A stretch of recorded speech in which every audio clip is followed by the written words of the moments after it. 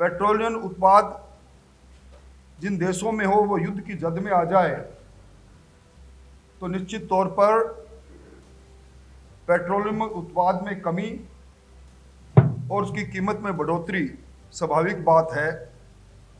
हमारे देश में भी 80% पेट्रोलियम उत्पाद इन्हीं खाड़ी देशों से आते हैं। सारी उम्र गुजार दी इसके बुता में मोमिन, सारी उम्र गुजार दी इसके बुता में मोमिन, अब आखिरी उम्र में क्या खाक मुसलमान होंगे। पर गहलोत साहब का पुत्र मोह जालौर और जोधपुर से 2 बार वैभव गहलोत को कांग्रेस के दूसरे नेताओं का हक मारकर पैराशूट से उम्मीदवार बना देना, आरसीए के चुनाव में उसमें स्वर्गीय रामेश्वर लाल जी डूडी कांग्रेस के प्रतिपक्ष के नेता भी रहे, वो उम्मीदवार बने, उनको अपमानित करके अपने पुत्र की ताजपोशी कर देनी। पेट्रोल कंपनियों की कमर टूट नहीं जाए, किल्लत नहीं हो जाए, इसके लिए पेट्रोल और डीजल में 10 रुपए की एक्साइज ड्यूटी केंद्र सरकार ने हाल ही में कम की है। राहुल गांधी किस समय क्या बात बोलते हैं, देश ने उन्हें कभी गंभीरता से लिया ही नहीं। इस समय पूरी दुनिया पश्चिमी एशिया के अंदर ईरान, अमेरिका और इजराइल के बीच में जो युद्ध चल रहा है, जो आज लगभग 1 माह पूरा करने जा रहा है, उस युद्ध से प्रभावित है। इस युद्ध की जद में यूएई, कुवैत और बहरीन जैसे देश आ गए। दुनिया में 80% पेट्रोलियम उत्पाद इन्हीं खाड़ी देशों में होता है। पेट्रोलियम उत्पाद जिन देशों में हो वो युद्ध की जद में आ जाए तो निश्चित तौर पर पेट्रोलियम उत्पाद में कमी और उसकी कीमत में बढ़ोतरी स्वाभाविक बात है। हमारे देश में भी 80% पेट्रोलियम उत्पाद इन्हीं खाड़ी देशों से आते हैं। इस सामरिक समस्या में जब देश के प्रधानमंत्री जी सभी दलों की बैठक बुलाकर टीम इंडिया की बात करते हैं, लोकसभा और राज्यसभा में भारत सरकार ने इस संकट में जो प्रबंधन किया उसका ब्यौरा रखते हुए राजनीति से दूर देश के लोगों में पैनिक नहीं हो इसकी अपील करते हैं। हमारे मुख्यमंत्री जी भी, भजनलाल जी भी 26 मार्च को सर्वदलीय बैठक करते हैं और पेट्रोलियम पदार्थ, एलपीजी की गैस और उर्वरकों में सरकार द्वारा की गई तैयारी और इस सामरिक समस्या के अंदर सभी दलों से सहयोग की अपील करते हैं। ठीक उसी समय 3 बार के मुख्यमंत्री रहे अशोक गहलोत जी बयान देते हैं और इंतजार शास्त्र की बात कहते हैं, एक नया शब्द इजाद करते हैं। अगर वो हकीकत शास्त्र की बात करते तो वो अच्छा लगता। और गोविंद जी डोटासरा प्रदेश कांग्रेस के अध्यक्ष ये बयान देते हैं कि पर्ची आई है तब सर्वदलीय बैठक बुलाई।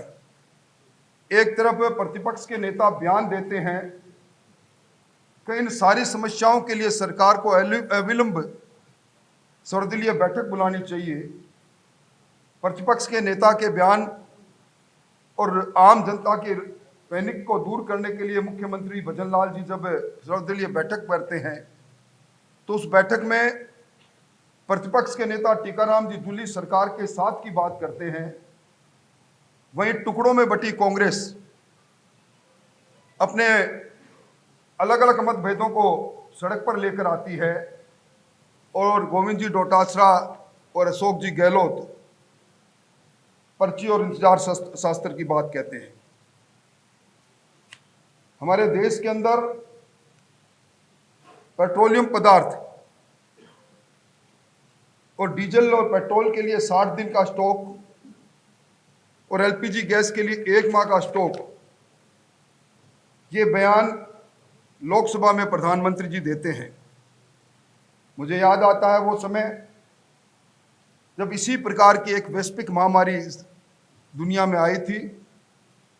मार्च 2020 के अंदर जब गहलोत साहब ने विधानसभा में ये बात कही, उस समय नेता प्रतिपक्ष के रूप में गुलाब चंद जी कटारिया, उपनेता के रूप में मैं और हमारे प्रदेश अध्यक्ष सतीश जी पूनिया, तीनों ने हमने खड़े होकर कहा कि हम कोरोना की इस वैश्विक महामारी में आरोप प्रत्यारोप नहीं करके सरकार के हर कदम के साथ कदम मिलाएंगे। गहलोत साहब 24 घंटे वीसी करते थे, हर चीज में हम सहभागी रहते थे और उस समय संगठन ही सेवा है, इस भाव से भारतीय जनता पार्टी ने उस काल के अंदर सेवा का अनुपम काम किया। और वहीं आपदा में भी भ्रष्टाचार का अवसर कांग्रेस ढूंढने से चूकी नहीं। रेडमी के इंजेक्शन की खरीद की बात हो, चाहे वेंटिलेटर की खरीद की बात हो, चाहे मास्क की खरीद की बात हो, ये सारी बातें भ्रष्टाचार के बारे में प्रमाणिक बातें बाद में सामने आई, जिसका जवाब उस समय नहीं था।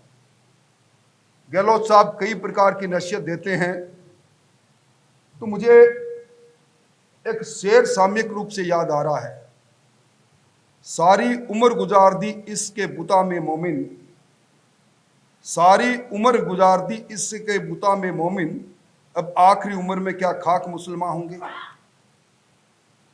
यानी ये एक शायर ने कहा, गहलोत साहब ये नसीहत दे रहे हैं कि भजनलाल जी की सरकार में मंत्री पुत्रों को सरकार से अलग रहना चाहिए।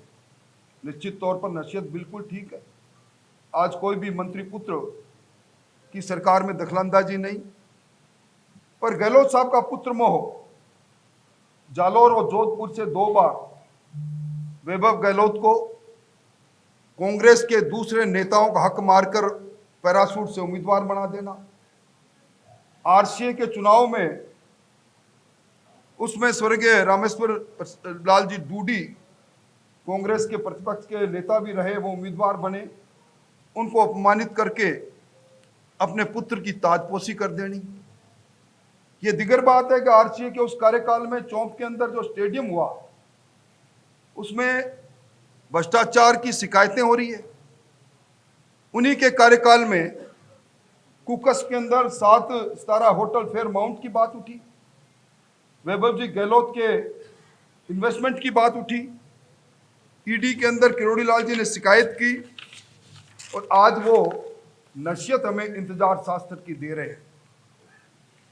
शायद इंतजार उस समय राजस्थान की जनता ने 32 दिन तक सरकार का इंतजार किया, जो 5 सितारा होटल में 2 गुटों में बंद कर कैद रही। गहलोत साहब युवाओं को नसीहत देने की बात करते हैं, आईपीडी टावर की बात करते हैं। उस समय युवाओं की क्या स्थिति थी मुझे कहने की आवश्यकता नहीं। पेपर लीक आम धारणा बन गया था, नौकरियों की लूट और डिग्री की लूट जिसकी परतें इस भजनलाल जी को मैं धन्यवाद देना चाहूंगा कि उनकी सरकार ने उन गठजोड़ को बेनकाब करके खोला। आज भी रोज एक के बाद एक अपराधी गिरफ्त में जा रहे हैं और पेपर लीक का जमाना चला गया। 92,000 नौजवानों को आज सरकारी नौकरी मिली, पारदर्शी तरीके से मिली, ना खर्ची लगी ना पर्ची चली। 1,53,000 की प्रक्रियाधीन है। भजनलाल जी ने पूरा 1 लाख का कैलेंडर जारी कर दिया। अब अशोक गहलोत जी आईपीडी टावर की बात कर रहे हैं। आईपीडी टावर में जब उन्होंने घोषणा की तो मैं उनसे पूछना चाहता हूं, आपने उस समय 50 करोड़ के टोकन बजट के साथ उसको प्रारंभ किया, पार्किंग की व्यवस्था नहीं, और बिना तैयारी के आपने आईपीडी टावर को बनाना प्रारंभ किया, और अब यह कह दिया कि 400 करोड़ का आईपीडी टावर बढ़कर 700 करोड़ हो गया, मैं समझता हूं 764 करोड़ हो गया। ये 26/7/2023 को सरकार के दस्तावेज ये कहते हैं कि उस समय भी 692 करोड़ आईपीडी टावर हो गया था, और शायद दृष्टिभ्रम भी है उनको, वो इंतजार शास्त्र के साथ दृष्टिभ्रम भी है उनको। 12 मंजिल बनी थी उस समय कांग्रेस के समय में, अब 23वीं मंजिल में काम चल रहा है, और जनवरी 27 तक सरकार कटिबद्ध है इस पूरे काम को पूरा करने के लिए। जहां तक डीजल पेट्रोल की बात है, पूरी दुनिया में इस समय क्रूड ऑयल $122 प्रति बैरल सर्वाधिक महंगा हुआ, और मैंने पहले कहा कि 80 और 88% आयात भारत को करना पड़ता है, परंतु आम जनता को राहत देने के लिए, पेट्रोल कंपनियों की कमर टूट नहीं जाए, किल्लत नहीं हो जाए, इसके लिए पेट्रोल और डीजल में 10 रुपए की एक्साइज ड्यूटी केंद्र सरकार ने हाल ही में कम की है।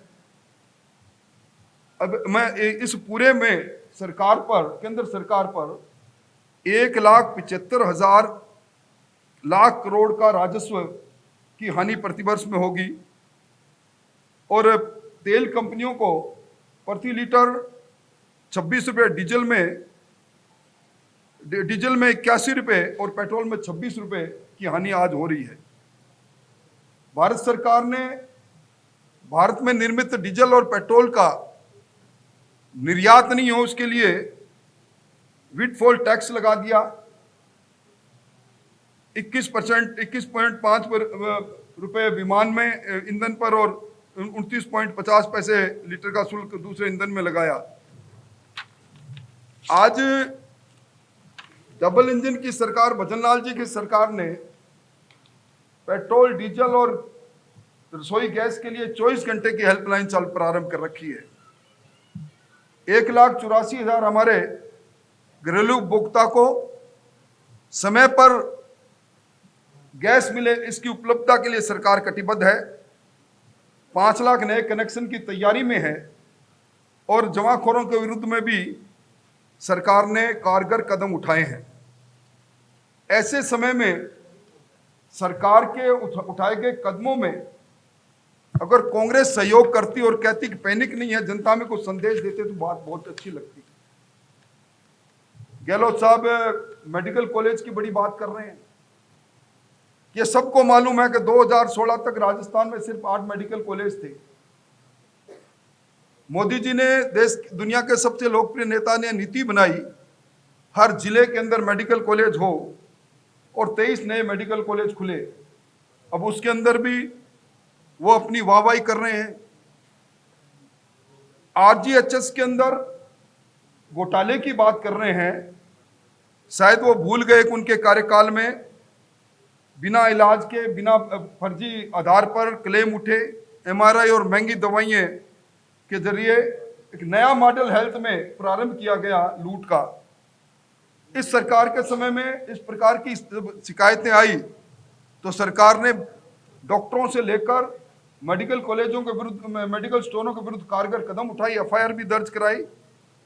और आज कुछ आंकड़े जो हकीकत को बयां करते हैं, भजनलाल जी के नेतृत्व में राजस्थान की प्रगति के लिए तो सबसे बड़ा सूचांक है राजस्थान का कि जीएसडीपी वो 21,52,100 करोड़ रुपए पहुंच गई, जो कांग्रेस के 23-24 से 41% से ज्यादा अधिक है।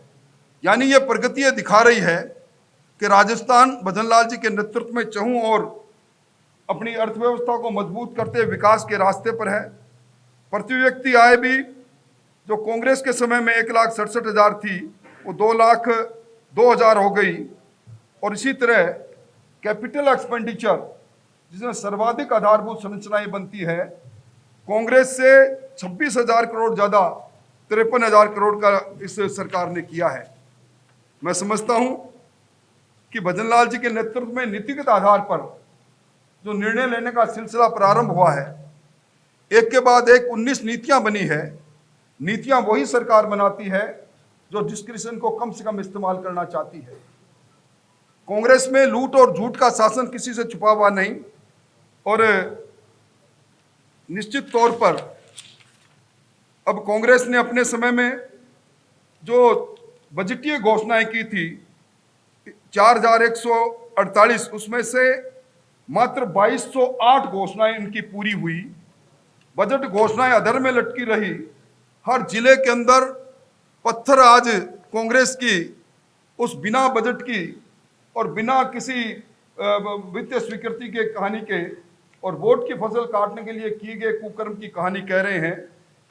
आज जल जीवन मिशन के अंदर जो भारत सरकार ने अभी 2 साल के लिए और बढ़ाया है, उसके लिए सरकार कांग्रेस धन्यवाद देती तो ठीक, पर धन्यवाद इसलिए नहीं दे सकती कि आज जल जीवन मिशन के भ्रष्टाचार की कहानियां आप आम जन में है।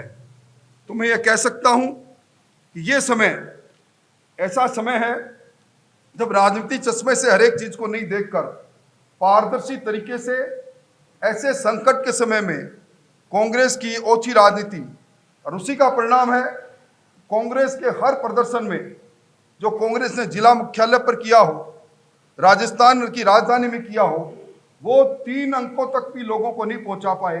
लोग उनके साथ है नहीं। कांग्रेस टुकड़ों में बटी है।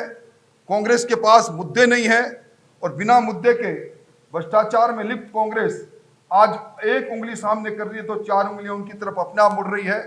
मोटे तौर पर मैं ये कह सकता हूं कि इस सामरिक समस्या के अंदर भजनलाल जी की सरकार मजबूती से राजस्थान के आवाम के साथ खड़ी है। राजस्थान के हर समस्या के समाधान और तकलीफ के लिए 24 घंटे हेल्पलाइन के जरिए समस्या की जानकारी लेके उसका निराकरण करने का कर्तव्य संकल्पबद्ध है। मोटे तौर पर मुझे इंतजार शास्त्र और पर्ची के बारे में जो जिस प्रकार के अच्छे बयान दिए गए उनके बारे में कहना था, और जो नसीहत देते हैं वो जरा अपने गिरिबा में खुद देख लेते तो इस प्रकार की नसीहत देने से पहले देखते। आप सबका धन्यवाद। कोई आपका सवाल हो तो निश्चित तौर पर आप बताएं, जवाब देने की कोशिश करूंगा। राठौड़ साहब, मेरे 2 सवाल हैं। आपने कहा कि कांग्रेस को इस अंतर्राष्ट्रीय विपदा के समय में साथ देना चाहिए। अशोक गहलोत ने कहा है कि राहुल गांधी ने इस विपदा के विषय में और वैश्विक स्थिति के विषय में बहुत पहले बता दिया था, लेकिन उनकी आवाज को बंद कर दिया गया और उनकी आवाज को नहीं सुना। देखिए, राहुल गांधी किस समय क्या बात बोलते हैं, देश ने उन्हें कभी गंभीरता से लिया ही नहीं। आपने इस बार वो मंजर देखा होगा लोकसभा के अंदर, जब तर्कों के आधार पर बार बार उन्हें कहा गया कि आप अपनी बात रखो, शोर शराबा करना और शोर शराबा करके बिना तथ्य के चलती लोकसभा में लोकसभा के बाहर जाकर कहना मुझे बोलने नहीं दिया जा रहा, ये इस प्रकार की बात को जनता जानती है। आपने यहाँ विधानसभा में कांग्रेस का रुख भी देखा होगा।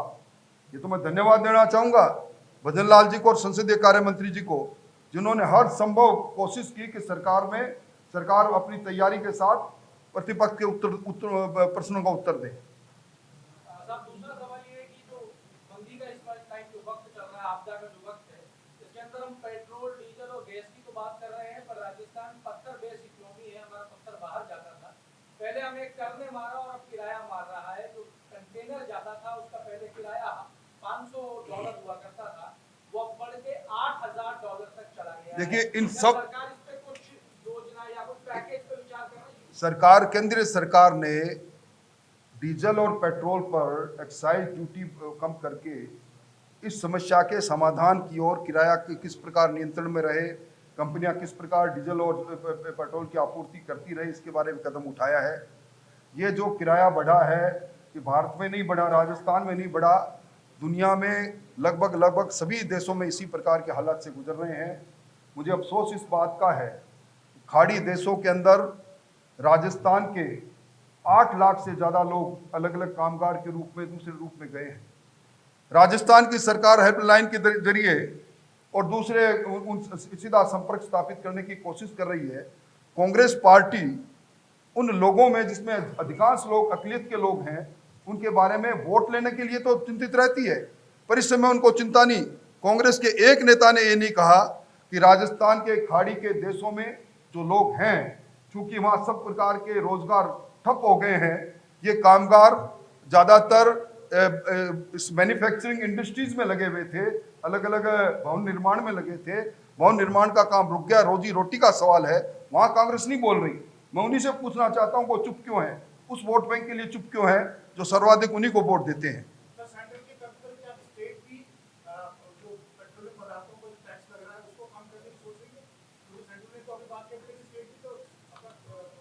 देखिए, आपको पहले पता होगा कि वेट के नाम पर कांग्रेस ने जिस प्रकार पेट्रोलियम पदार्थ, डीजल और पेट्रोल के अंदर दरों को बढ़ाया था, कांग्रेस के जाने के बाद भजन लाल जी ने मूल रूप से उसमें कितनी कमी कर दी। सारे राजस्थान में पेट्रोल और डीजल का रेट समान दर पर हो गए। हमारे सीमावर्ती पेट्रोल पंप बंद हो रहे थे, उनमें भी आवक होने चालू हो गई। अभी इस तरह की परिस्थितियां है नहीं, होगी तो निश्चित तौर पर भजन लाल जी इस पर प्रतिदिन अपने बैठक करते हैं, प्रतिदिन उस विचार करते हैं। एक निश्चित समय में आवश्यकता भी है नहीं, और मैं समझता हूँ ये पैनिक हम लोगों को क्रिएट भी नहीं करना चाहिए। हम सब लोगों का भी एक जिम्मेवार नागरिक की तरफ से कर्तव्य है कि हम सब लोग भी जनता के सामने सही तस्वीर रखें।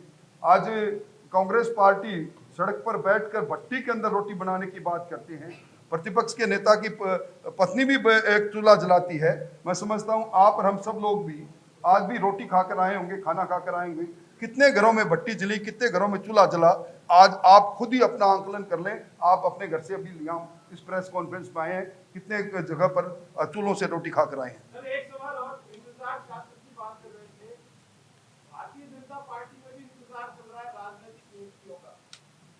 देखिए, भारतीय जनता पार्टी कार्यकर्ता आधारित पार्टी है, और श्रेष्ठ में सर्वश्रेष्ठ के चयन में कई बार समय लगता है, और सर्वश्रेष्ठ लोगों के चयन की प्रक्रिया प्रारंभ हो चुकी है, और जल्दी ही सारी चीजें सामने आ जाएगी।